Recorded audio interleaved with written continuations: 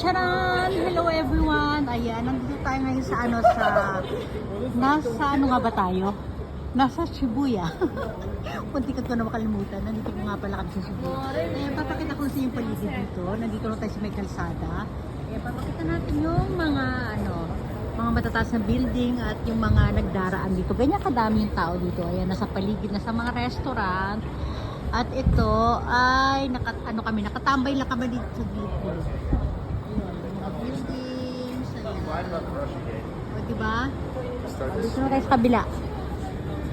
Wala, hindi tayo pwedeng lumayo eh. Kasi nakapark kami dito sa naging kukunin ko nga.